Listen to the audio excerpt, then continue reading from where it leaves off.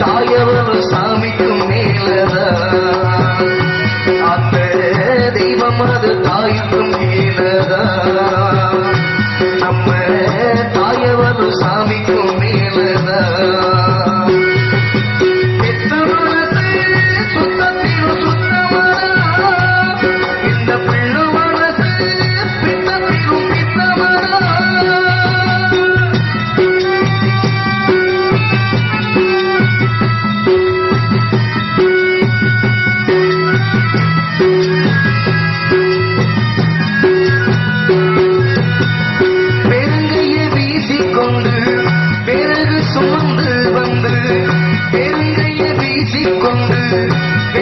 சுமந்து வந்து இரவா பகடா தினந்தின உழைச்சதும் பருகு உரைக்கி வந்து சாதம் அடிச்சு வச்சு பசியே தெரியா மகனா வளர்த்ததும் எத்தனை தாயிங்க நம்ம தமிழ்நாட்டிலே நம் தாயை அவளை போல் யாரும் இல்லை உலகிலே.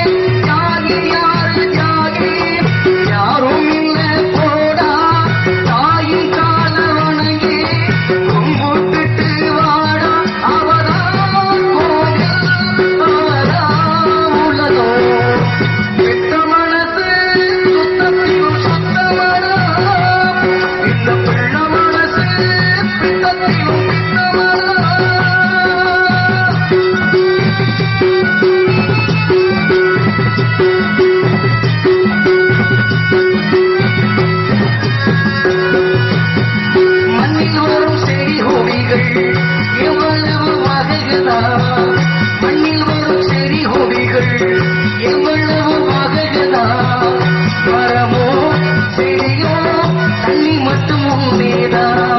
பல வகை மரங்கள் என்ன, மரத்தின் நிறங்கள் என்ன, நிறமோ ருசியோ ஒவ்வொன்றும் வேறதா. பழமாயிருப்பதால் பிழகாயிருக்குமா, காயாயிருப்பதால் பொய்யா கசக்குமா.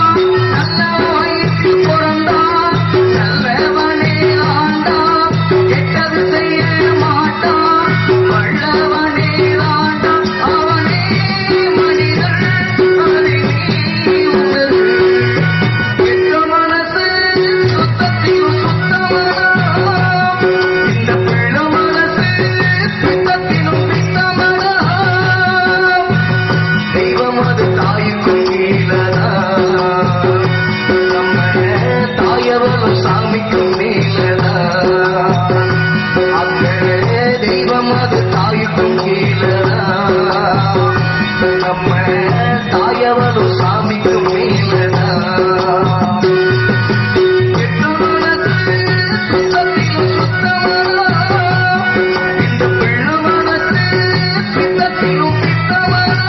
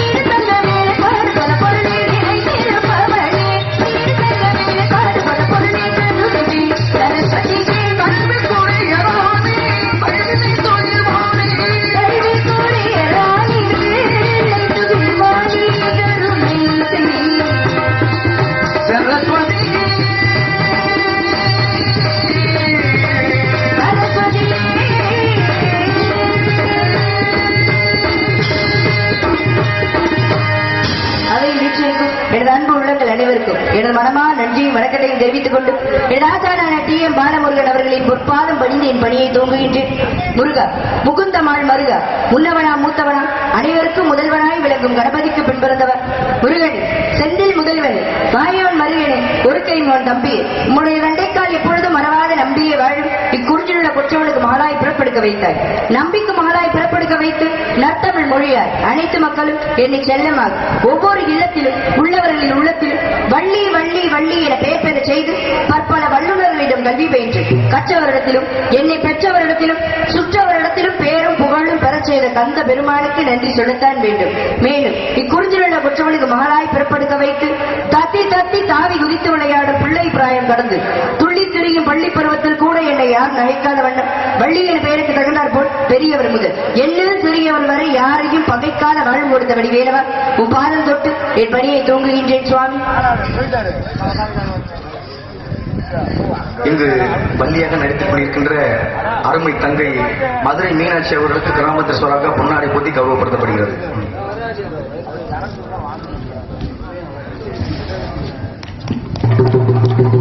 பொன்னாடை போட்டி கௌரவப்படுகிறதற்கு எனது சார்பாக எனது நாடக குழு சார்பாக நன்றி நன்றிகிறத வணக்கம். என எத்தனை கலைகள் வந்தாலும் ஆடல் பாடல் நிகழ்ச்சி கரகாட்டம் சொல்லி எத்தனை கலைகள் வந்தாலும் இன்னும் நாடக கலையை வளர் வைத்துக் கொண்டிருக்கும் கிராம பொதுமக்களுக்கும் ரசிக பெருமக்களுக்கும் நன்றி நன்றி கிடந்த வணக்கம் வணக்கம் வணக்கம்.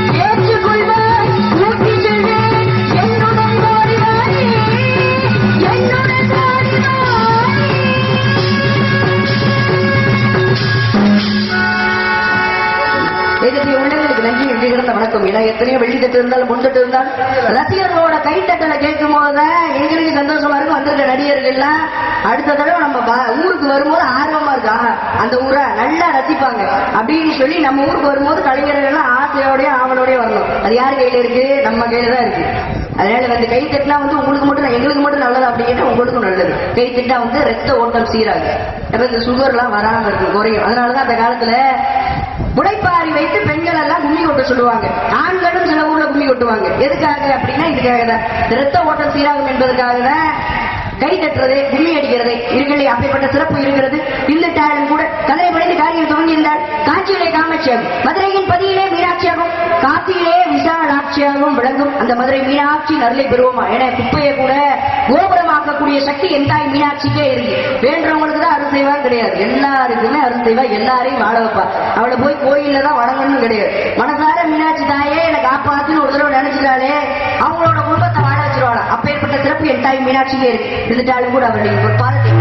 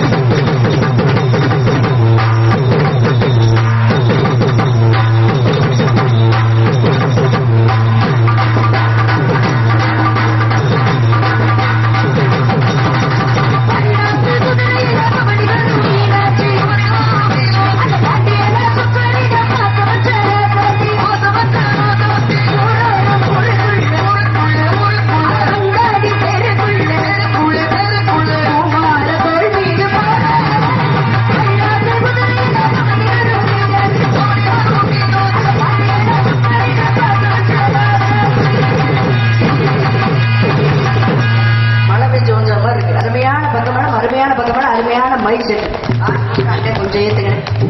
ஹலோ ஹலோ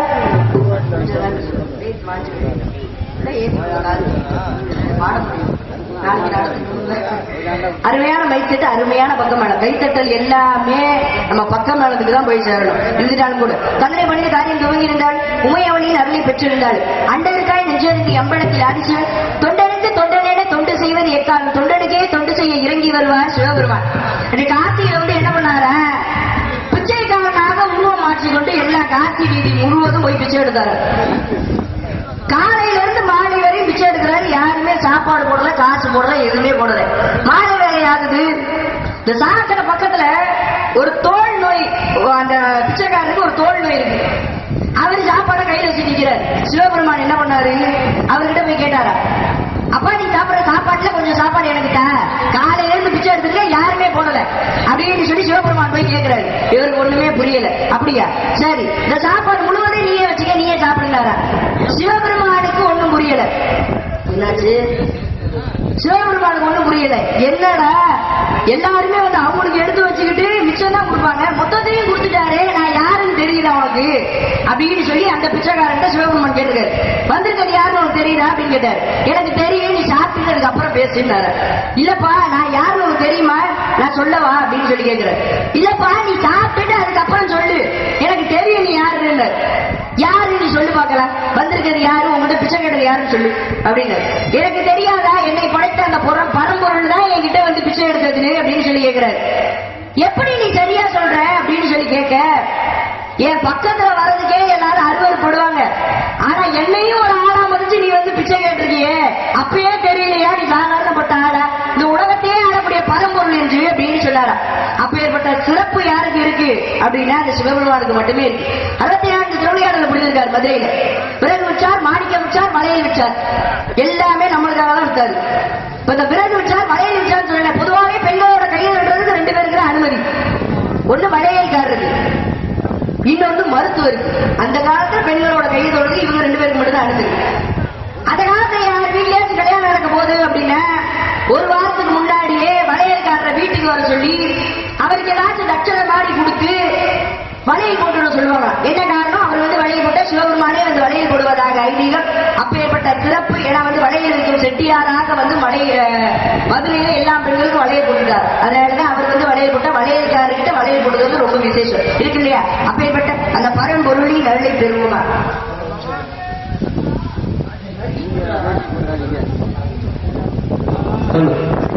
மதுரைக்கு அன்னை மீனாட்சி, நாடக மேடையில் வள்ளிக்கு மதுரை மீனாட்சி. கீழ சின்னம்பட்டியை சேர்ந்த முன்னாள் ராணுவ அதிகாரி ஆர் நடராஜன் அவர்கள் இங்கே வள்ளியார் நடிக்கும் அன்பு மருமகளை பாராட்டி 200 பொற்காசுகள் வழங்கியுள்ளார். அவர்களுக்கு நன்றி. நன்றி. அன்பளிப்பு கொடுத்த அன்பு உள்ளத்திற்கு நன்றி. நன்றிகளான வணக்கம். அந்த 200 ரூபாயை விட பெருசு என்ன அப்படின்னா நீங்க எழுதியிருக்க அந்த வார்த்தை ரொம்ப சந்தோஷம். நன்றி. நன்றிகளான வணக்கம். நன்றி நன்றி நன்றி.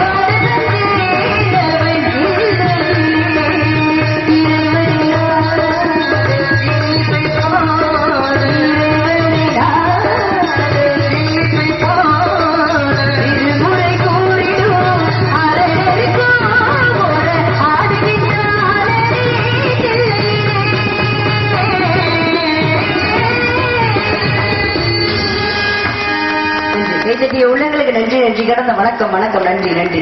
கந்தனை படித்து காரியம் துவங்கியிருந்தால் அந்த பரம்பொருளின் அருளை பெற்றிருந்தால் முல்லை குறிஞ்சி மருதம் நெய்தல் பாலி தெய்வகாலத்தில் குறிஞ்சி நடத்தை ஆட்சி புரியும் எனது தந்தையின் பெயர் நம்பிராஜன், தாயார் பெயர் நங்கை மோகினி, எமது பெயர் வள்ளி. எனக்கு உடன் பிறவாத சகோதரர்கள் 7 பேர்.